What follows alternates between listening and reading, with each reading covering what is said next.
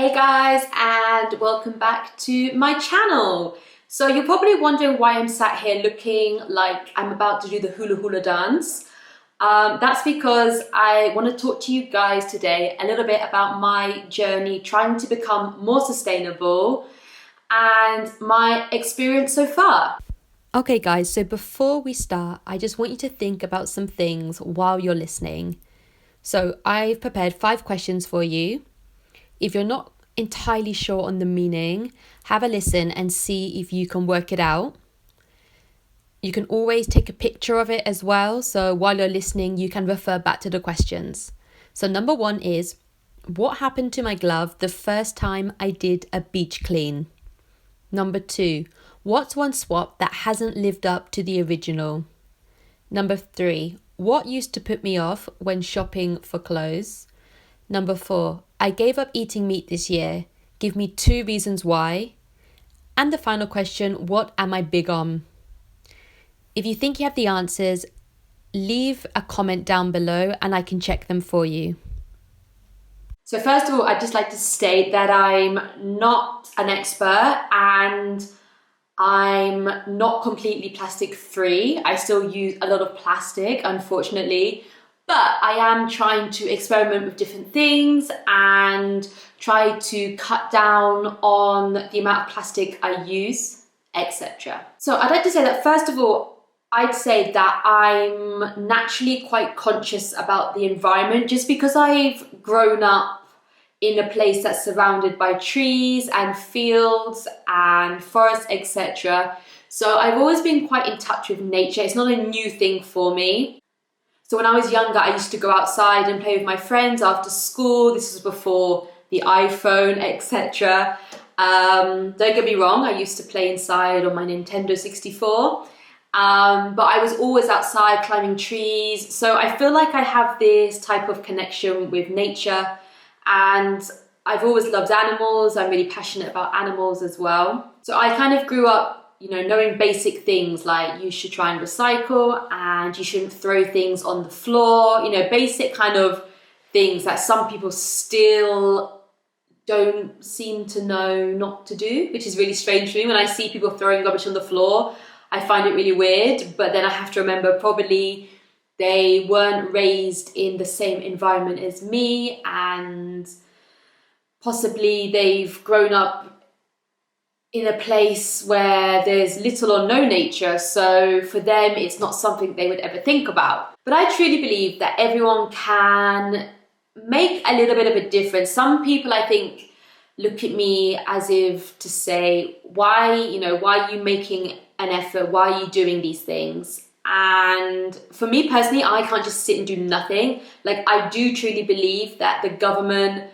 and people in power need to make changes and choices that will positively impact everyone. But I also believe that as an individual, I can make changes and make a difference. And if everybody in the world did that, that would result in a huge change. So this is the reason why I do it. So I'd say I started to kind of think about the environment a little bit more when I was living away in Italy in Rome, simply because I was constantly surrounded by rubbish everywhere, and the beach near Rome, Ostia, was particularly bad. I was kind of shocked about how much plastic and waste there was on the beach. And actually that's where I got the idea to do my beach cleanups, because I remember going there one day, I think it was in the springtime, so it was still quite cold, but I remember walking along the beach and just seeing stuff everywhere. And then I saw like a charity organization walking along the beach and picking up the rubbish. And it kind of came to me in that moment that that would be something that I would quite personally like to do. So that's where the idea was born. So I basically organized a couple of beach cleanups with my friends, or my students as well, friends and students. The first time I did it, I actually did it alone, and it was a little bit awkward actually because everyone was kind of looking at me like I was crazy, and I didn't actually go onto the beach. I just stayed just outside of the beach. But I remember it was so hot that day. After about 15 minutes, my glove, because obviously you should wear gloves when you're touching rubbish and things, it was filled with sweat, like, and I had to stop. It was so hot. But anyway, that was the first time I did it. And then the second and third time, I decided to organize it with some students and some friends. And it was really nice just to go and just to kind of influence and inspire people. I had a friend quite recently who showed me an article about this guy who he was doing beach cleanups quite often and then decided to stop, saying there's no point in doing this anymore. And my friend said, I agree, what is the point? And I said to her, you know, my intention isn't to go to the beach and aim to clear and solve the plastic problem, you know, because that's obvious that's not going to happen just with one person. But I said, you know, my aim is to influence other people and to make them aware, because people are just lying among rubbish and it isn't normal. But probably for them, they're so used to it, they don't see this anymore. So we managed to get some other people involved, some kids, which is really nice. It was just about raising awareness and kind of to say, you know, this isn't an acceptable state. Like, if everyone just picked up a piece of rubbish or a couple of pieces, it would really help. But obviously, since coming back to the UK, I'm not near a beach anymore, so it's a little bit difficult for me to do that. And I do really miss my beach cleanups. But now I have a car, I could maybe drive to the beach in the future. I think it probably would take a couple of hours. The beaches in England are generally quite clean. I think we are slightly more conscious here about this type of thing, and we have better systems to deal with it as well. So generally the beaches here, I'm not saying they're perfect. Of course, I'm sure if you went to the beach, you'd still find pieces of plastic, probably microplastics and cigarette butts, etc. But then pretty clean compared to some other beaches that I've seen. So this was just a little personal thing that I really wanted to do. Obviously, it's not something that everyone would do. I understand that completely. But this is something I noticed, and I thought I can't just sit here and do nothing. I felt like I really needed to contribute a little bit. So that's why I decided to do the beach cleans. Another thing I've tried to do is to reduce or cut down on buying plastic, which is really hard because everything is wrapped in plastic, especially if you go to a supermarket. Like, it's astounding the amount of plastic there is.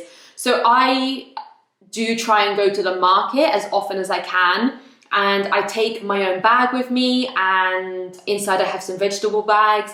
So I just put everything in there, and none of the vegetables in plastic, or hardly any of it, is wrapped in plastic. So it's fine. And I generally find that the vegetables and fruit on the market are better quality and cheaper as well. But again, I understand that not everybody has the time to go to a market. If you've got a big family or you're just generally really, really busy, probably you only have time to go to a supermarket once a week and get everything there. So it can't always be helped, but that is one really good way to cut down on plastic. I've also been trying to change some of my products. So for example, I now use a shampoo bar instead of buying a normal bottle of shampoo.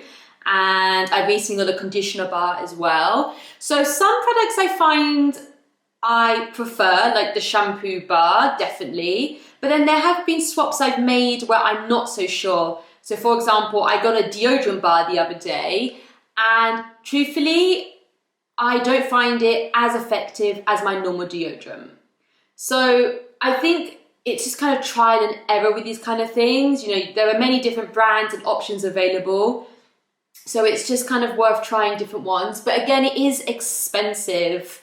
And this is what lots of people tell me, is that they can't afford to become plastic free or more sustainable just because it's not affordable, which I get, because with certain products, it is more expensive.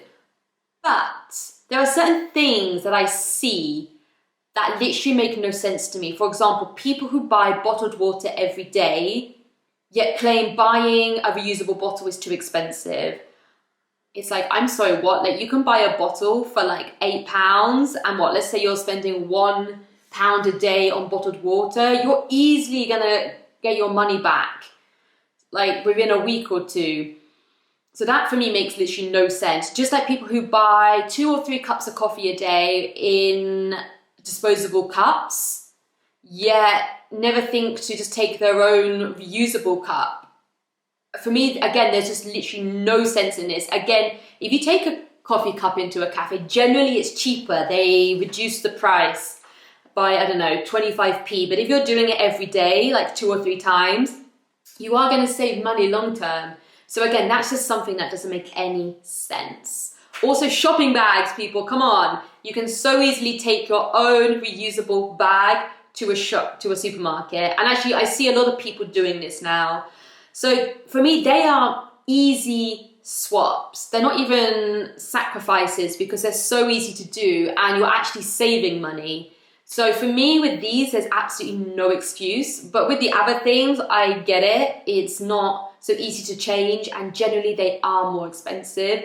So I can understand why probably there are people who want to make changes but can't, simply due to the fact that these things are so expensive. Something else I found that's helped me kind of become more sustainable is that now I try and shop at charity shops and I try not to buy what I don't need. Again, like, I understand I'm a woman, I love going to a shop and seeing loads of new clothes and it's really exciting and you want to buy everything. But probably 80% of the time you don't actually need those clothes, you just want them. So I think it's just been a bit more conscious, like, when you find, I don't know, a new top, a new dress, etc., think, do I really need this? Probably the answer is going to be no. And probably you're going to find you save money as well this way because buying clothes all the time isn't cheap. And I think there are better ways to go about it, such as you can go to charity shops. But again, I appreciate that's not for everybody. In the past, I used to hate charity shops because they had that kind of strange smell and it used to really put me off. But I have found a really cool charity shop since coming back to Cambridge that's very clean, doesn't smell, everything's very organised. And I recently got a brand new pair of boots in there for like £15, which would have cost me, I reckon, easily over £100 if I'd gone to a shop. So again, I appreciate charity shops are not something for everybody, but they are a good option. And as well, another option, which I'm not able to do at the moment, I was doing before in Rome, and that's a clothes swap. So if you have friends that want to swap clothes, have a similar style or a style you like, and are a similar size, that's, again, is a really good option because you're getting new clothes for free. So as long as you can kind of all agree together, that's a really, really good option. The last thing I'm going to talk about, I'm not going to go into it too much because I get this is a sensitive topic for people, and that's food. I personally think everybody is different, and I know people who have become vegans and after they feel fantastic. I know people who have become vegans and after feel terrible. So truly, I believe that everybody's body is different and that certain things don't work for certain people. So I have personally stopped eating meat this year.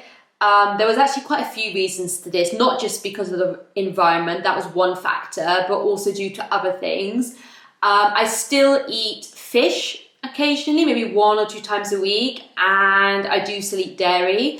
But I'd say a large percentage of my meals are plant-based. And again, this is not a decision that I think should be pushed upon people because I see people being really pushy about this kind of thing and it kind of really irritates me. And I'm like, this is not the way to encourage people to make a change. It's just going to frustrate them and probably make them not want to do anything at all.